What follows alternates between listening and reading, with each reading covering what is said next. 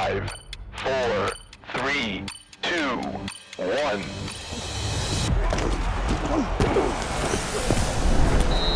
Number 5. Jalen Dixon, UNLV.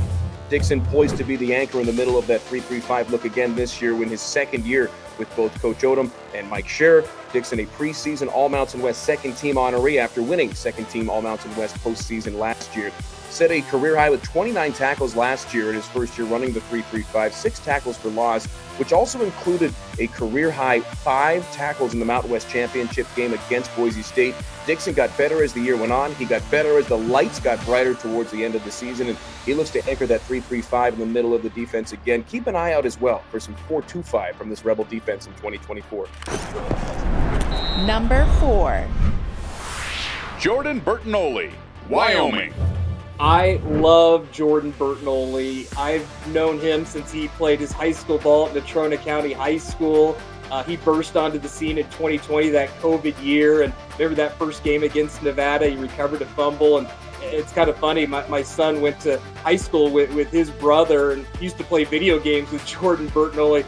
Big fan of his from when he was a skinny defensive lineman and tight end or wide receiver for the Mustangs at NC. Now he is a stalwart on that offensive line. I've loved his progression. The guy is just everywhere. He is tough. He is true Wyoming blue-collar guy. He's going to get in the mix. He's going to make lots of tackles. He is going to get to the quarterback. He's going to bat down balls. Jordan Bertinoli, again, one of my favorite Cowboys. Married, just had a kid, and it is going to be so much fun. I have enjoyed watching him play so much, and Jordan Bertinoli and that defensive line going to be a strength for Wyoming this season, definitely. Number 3. Sawane Toia, San Jose State. One of the best defensive linemen for San Jose State last year was Sawane Toia. And when you think about the great defensive linemen that have played at San Jose State over the last couple of years, you think about the names like Cade Hall and Viliami Fehoko. The next member of that club might be Sawane Toia. Last year, Sawane had 42 tackles and was number 2 on the team with 5 sacks. New San Jose State head coach Ken Niumatalolo has high expectations for the Spartans, and this stout and tough interior defensive lineman is one of the main reasons for Coach Ken's high expectations for 2024. Number 2. Devo Bridges, Fresno State. Devo Bridges is primed for, I think, a breakout season on the defensive line. A couple years ago in the bowl win down at SoFi against Washington State, he had 2.5 sacks, was the defensive MVP. Last year, he really grew into a leader on that D-line. This year, he's got more reinforcements, and they're going to turn him loose. He can play outside and rush the passer. He can play inside and stuff the run.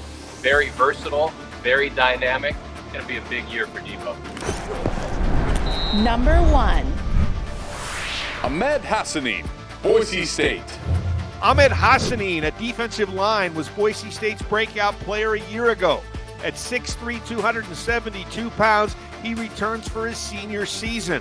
He was first-team All-Mountain West last year with 12.5 sacks on the season, which was second best in the Mountain West, 6th best in the NCAA.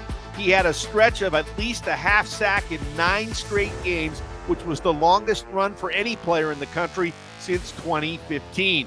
He came to Southern California in high school from Cairo, Egypt, lived with his brother who was an assistant coach, and came to Boise State and has improved every single season.